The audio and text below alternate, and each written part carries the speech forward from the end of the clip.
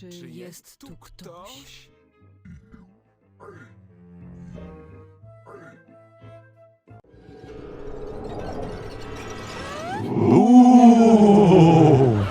Zostałem przywołany.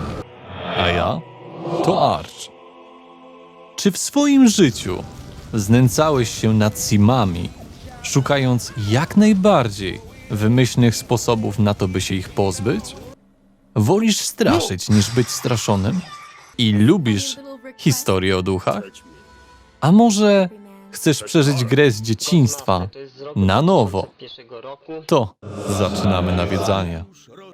Ghostmaster to bardzo kreatywna strategia czasu rzeczywistego, wydana w 2003 roku przez studio Sick Puppies.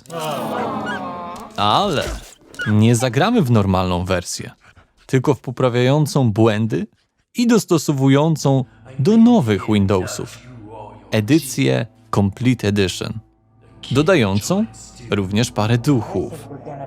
Wersja bez moda też daje radę, ale są problemy z wyższymi rozdzielczościami. Kluczem również jest polonizacja gry, bo jest przednia i posiada dziesiątki nawiązań. 13 posterunek, Hannibal, Harry Potter i wiele innych. A nawet sam król Foltest zmartwychwstał, by być narratorem w tej grze. Historia. W grze wcielamy się w młodego władcę strachu. Przyjmujemy perspektywę istoty dowodzącej gabinetem strachu, w którym stacjonują nasze wszystkie duchy. Nasz cel? Uwolnić je wszystkie i wypłoszyć całe miasto Grobowa. A na swojej drodze do tego poznajemy wiele zjaw z absurdalnymi historiami. Więc siedzę sobie na dachu, naprawiam lichą antenę i tak sobie myślę, że wieszak na ubrania lepiej by się nadawał. Nagle zaczynam czuć się niewyraźnie. Myślę sobie, może starsza pani wlała mi do herbaty skwaśniałego mleka. A tu jak nie eksplodują mi wnętrzności. Bum! Złapałem się komina, no i teraz w nim tkwię. Może podasz mi pomocną dłoń? Jak i śmiertelników, którzy sporo mają na swoim sumieniu. Fabuła nie jest najistotniejszą cechą tej gry. Jasne, stanie nam parę osób na drodze, z którymi będziemy musieli sobie poradzić. Jednakże najważniejsze w tym wszystkim to gameplay. Duża część waszych misji, czyli nawiedzeń, ma na celu wypłoszenie wszystkich śmiertelników. Mocy, dzięki którym możecie to zrobić, jest naprawdę sporo. Krzyki, omdlenia, dominacje nad innymi, krew lejąca się ze ścian, nawiedzanie w snach i wiele po prostu użytkowych. Do korzystania z tych mocy potrzebujecie dostatecznie nastraszyć ludzi. Zaczynamy zawsze z małą pulą ektoplazmy, czyli takiej energii duchowej. By z każdym krzykiem, omdleniem i kompletnym wystraszeniem śmiertelnika powiększać możliwość przywoływania większej ilości naszych przerażaczy, jak i korzystania z ich pełnego arsenału umiejętności. Mała porada. Jakimś dziwnym trafem łańcuchy naszego bułu ściągają najlepiej śmiertelników względem tak małego kosztu ektoplazmy. I bardzo często tym będziemy spamować podczas większości gry. A co do straszenia? Boicie się? Na śmiertelnikach macie wskaźnik czerwony, pokazujący, jak bardzo są wystraszeni. Kiedy dojdzie do szarego koloru, osoba zacznie uciekać. Poniżej na pomarańczowo mamy wskaźnik szaleństwa. Jeżeli on dojdzie do maksimum, osoba straci zmysły i zamiast uciekać z planszy, zostanie na niej i będzie dalej biegać po niej, robić dziwne rzeczy i straszyć śmiertelników razem z tobą przez jej obłąkane zachowanie. Tylko dlatego, że są w jej otoczeniu. Na niebiesko jest wskaźnik, jak mocno Osoba wierzy w nadnaturalne byty. Wszelkie moce mają różny wpływ na te 3 statystyki. Nie myślcie, że straszenie to jedyne cele nawiedzań. I am so scared. Wypłoszyłeś wszystkich z domu i niewątpliwie popisałeś się swoimi umiejętnościami. Szkoda tylko, że w tej misji oznacza to porażkę. Bo teraz nie ma nikogo, kto mógłby odkryć szkielety. Jest całkiem sporo misji, które wymagają dużej kreatywności, by uwolnić ducha lub by w ogóle ukończyć misję. Na przykład Brigida. Jeżeli nie chcesz spoilera odnośnie tego ducha, to przewiń parę sekund. Brigida. Musimy sprowadzić ją do doktora Alfonsiewicza. A osiągnąć się to da jedynie kiedy wypłoszymy już Stefanię Zwłok, Genowefę Zamęską, Julię Wzdychalską i Annę Przerozwodzką. Po czym musimy go sprowadzić mocą, która ściąga śmiertelników. Jak już zejdzie, musicie użyć kolejnej umiejętności, która sprawi, iż ów doktor ujrzy swoją martwą żonę. Proste, prawda? Ale spokojnie. Niektóre duchy są warte tego zachodu przez ich ukryte talenty. A co do talentów, to każdy z naszych duchów ma stopnie wyćwiczenia we współpracy z nami. Taka deszczułka ma u mnie stopień dziki, oznaczający, że mogę jej dać tylko jeden rozkaz, gdzie będzie używała tylko jednej mocy, na którą ją zostawię. Ale za to Strachisława jest już oswojonym duchem, sprawiającym, że mogę jej dać 3 naraz, przez co kombinacji jest znacznie więcej.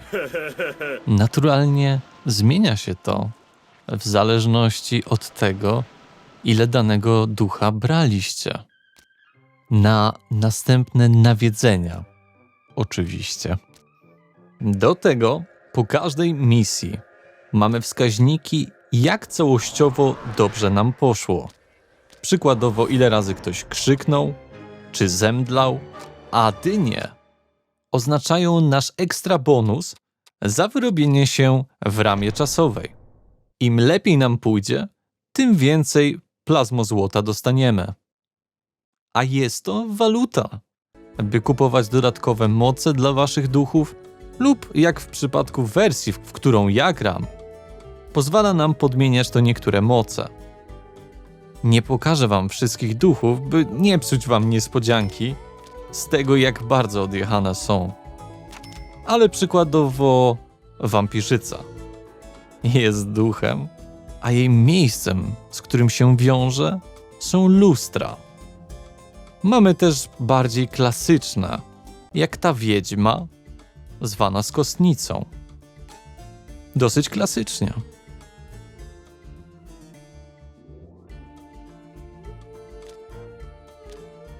Lub takiego malarza, który... nie. Na szczęście nie rozpętał żadnej wojny.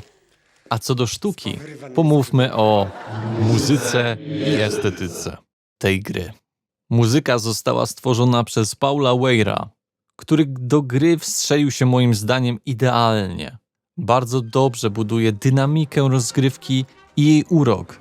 Zawsze lubię ten moment chaosu w grze, w której nagle zaczyna przygrywać ta melodia, którą teraz słyszycie. Wtedy wiem, że jest już kompletny chaos. Nie są to typowe melodie z horrorów, które pojawiają się w wielu grach, a bardziej komediowe podejście do gry. Bo sama gra ma mnóstwo satyry, mrocznego humoru i dystansu do siebie, a różnorodność postaci jest znacznie większa niż w najnowszych grach. A faktycznie rozmowy postaci nawet brzmią jak Simsy, jak mówiłem w zapowiedzi. I jak dla mnie teksty typu Grzechujesz Robala oraz Artefakty i broń są legendarne. Wizualnie jest trochę kanciasto, wiadomo, ale ma to ogromny urok. Bardzo na mnie dobre wrażenie robi mapa z podnoszącymi się kolejnymi lokacjami, których będziemy nawiedzać. Dzięki temu wszystkiemu czuć, że to my straszymy, a nie jesteśmy straszeni. W ogóle to ta gra jakimś cudem dostała ograniczenia wiekowe od 7 roku życia. Ciekawa decyzja. A wracając co do muzyki, cały soundtrack trwa lekko ponad godzinę i powiem szczerze, że po 20 latach od wydania gry i grania w nią podobną ilość razy, co ma lat, nadal w ogóle się nie nudzi. Dostępność! Na przestrzeni lat zgromadziłem sporo kopii gry. Nawet dodają Mountain Dew i Monstera. Obecnie gra jest dostępna na Steamie, jak i na Gogu, ale to właściwie wersja z Goga. Ma polski dubbing, który moim zdaniem jest strasznie istotnym elementem. No posłuchajcie tego. Przepraszam, obywatelu, może moglibyście mi pomóc? Oprychy, których miałam przyskrzynić, czekali na mnie z bronią w ręku. Wygląda na to, że wystawił mnie ktoś z policji, jakiś przekupny gliniarz. Znasz ten typ. Muszę się dowiedzieć, kto to był i na ile wycenił moje życie. Dlatego właśnie na początku nawiązywałem do Foltesta, bo ciekawostka to CD Projekt tworzyło polską lokalizację. Gra potrafi być na przecenie za całe 2,79, więc ta cena mniejsza niż chleb sprawia, że nic nie powinno ci stać na drodze, by zacząć swoje nawiedzanie w Grobowie. Podsumowanie. Gra, pomimo bycia wydaną ponad 20 lat temu, jest jedną z tych, do których chce się wrócić i popatrzeć, jak znowu śmiertelnicy spierdają, aż się kurzy. I ktoś popada w obłęd. Rozgrywka jest tak strasznie dobra, że aż jej za mało.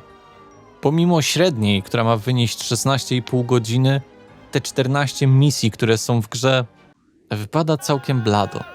Może to fakt, że przeszedłem grę tak dużą ilość razy, ale mam ten niedosyt. Cały czas mam ochotę znaleźć coś jeszcze, ekstra misję, coś do zrobienia. Jest jedna fanowska misja, jest okej, ale nic ponadto. Poza tym musicie prawdopodobnie wtedy zmienić język gry na angielski, inaczej mi się nie pokazywała. Tytułów podobnych do niej po prostu nie ma, a rozglądałem się za nimi co parę lat. Kto pamięta zapowiedź Ghostbusters 2 z Steam Greenlight, niech pierwszy zawyje. Pewnie parę lat jeszcze będę ubolewać nad tym, że prawdopodobnie nigdy nie dostaniemy kontynuacji. Twórca gry sam przyznał, że poza Polską gra nie zyskała żadnej popularności, a wszystko to przez dosyć skopany marketing. Na szczęście są oddani fani, dlatego polecam sprawdzić projekt Ghostbusters Complete Edition. Wróg jest zbyt silny. O, mamo! Krupier, a biega jak sprinter. To się nazywa odwrót tak. O dziwo, na Discordzie projektu w większości to są Polacy? A jaka ocena końcowa dla gry?